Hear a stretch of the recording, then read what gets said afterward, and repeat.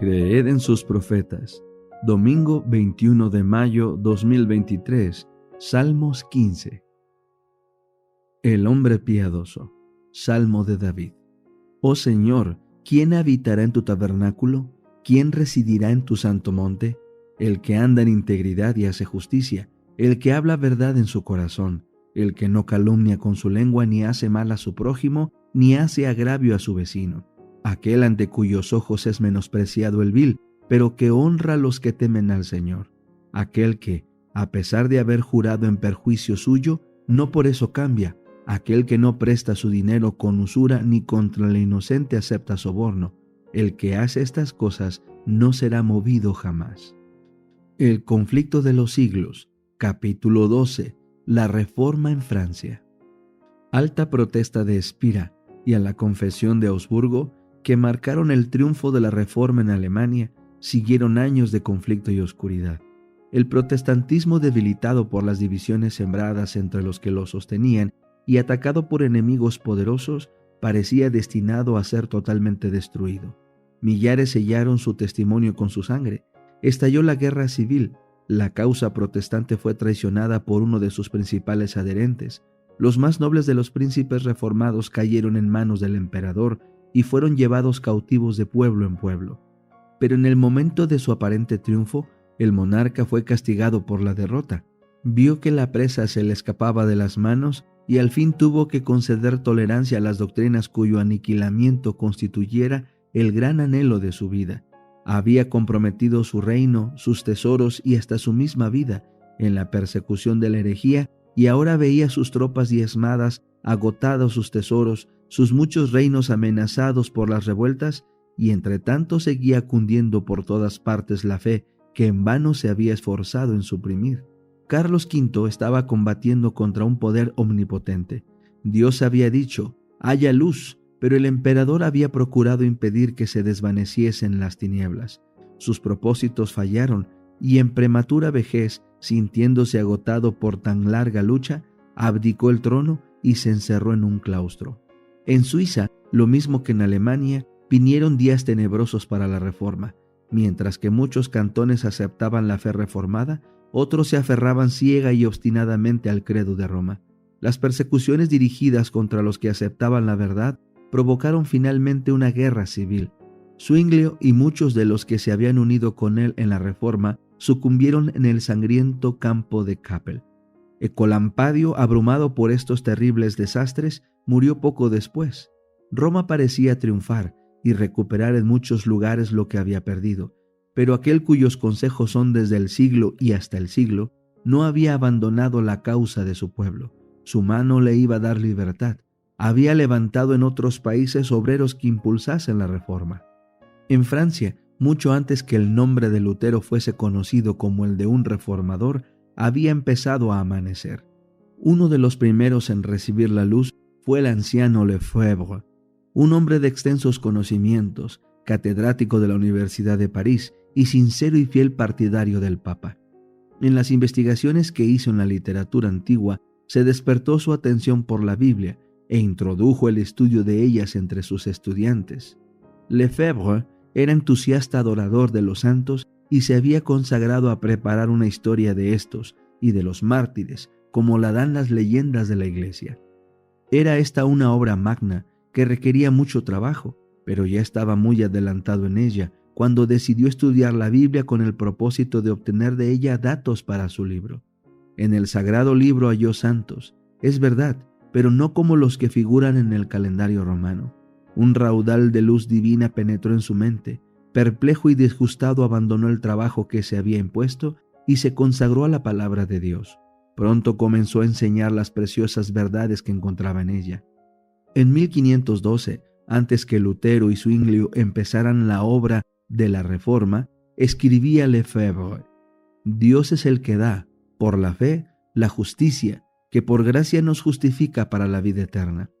Refiriéndose a los misterios de la redención, exclamaba: Oh grandeza indecible de este cambio. El inocente es condenado y el culpable queda libre. El que bendice carga con la maldición y la maldición se vuelve bendición. La vida muere y los muertos viven. La gloria es envuelta en tinieblas y el que no conocía más que confusión de rostro es revestido de gloria. Y al declarar que la gloria de la salvación pertenece solo a Dios, declaraba también que al hombre le incumbe el deber de obedecer. Decía: si eres miembro de la iglesia de Cristo, eres miembro de su cuerpo, y en tal virtud estás lleno de la naturaleza divina.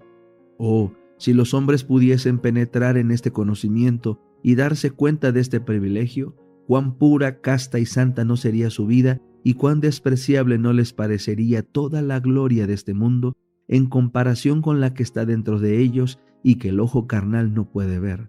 Hubo algunos entre los discípulos de Lefebvre que escuchaban con ansia sus palabras, y que mucho después que fuese acallada la voz del maestro, iban a seguir predicando la verdad.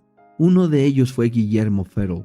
Era hijo de padres piadosos y se le había enseñado a aceptar con fe implícita las enseñanzas de la iglesia. Hubiera podido decir como Pablo: conforme a la más rigurosa secta de nuestra religión, he vivido fariseo, Hechos 26:5. Como devoto romanista se desvelaba por concluir con todos los que se atrevían a oponerse a la iglesia. Rechinaban los dientes, decía él más tarde, como un lobo furioso cuando oía que alguno hablaba contra el Papa. Había sido incansable en la adoración de los santos en compañía de Lefebvre, haciendo juntos el jubileo circular de las iglesias de París, adorando en sus altares y adornando con ofrendas los santos relicarios. Pero estas observancias no podían infundir paz a su alma. Todos los actos de penitencia que practicaba no podían borrar la profunda convicción de pecado que pesaba sobre él. Oyó como una voz del cielo las palabras del Reformador: la salvación es por gracia. El inocente es condenado y el culpable queda libre. Es únicamente la cruz de Cristo la que abre las puertas del cielo y la que cierra las del infierno. Farel aceptó gozoso la verdad. Por medio de una conversión parecida a la de Pablo, salió de la esclavitud de la tradición y llegó a la libertad de los hijos de Dios. En vez del sanguinario corazón del lobo hambriento, tuvo, al convertirse, dice él, la mansedumbre de un humilde e inofensivo cordero, libre ya el corazón de toda influencia papista y entregado a Jesucristo. Entre tanto que Lefebvre continuaba esparciendo entre los estudiantes la luz divina, Farel, tan celoso en la causa de Cristo como lo había sido la del Papa, se dispuso a predicar la verdad en público. Un dignatario de la iglesia, el obispo de Meaux, no tardó en unirse con ellos. Otros maestros que descollaban por su capacidad y talento se adhirieron a su propagación del evangelio, y éste ganó adherentes entre todas las clases sociales, desde los humildes hogares de los artesanos y campesinos hasta el mismo palacio del rey. La hermana de Francisco I, que era entonces el monarca reinante, abrazó la fe reformada. El mismo rey y la reina madre parecieron por algún tiempo considerarla con simpatía, y los reformadores miraban con esperanza hacia lo porvenir y veían ya a Francia ganada para el evangelio. Pero sus esperanzas no iban a realizarse. Pruebas y persecuciones aguardaban a los discípulos de Cristo.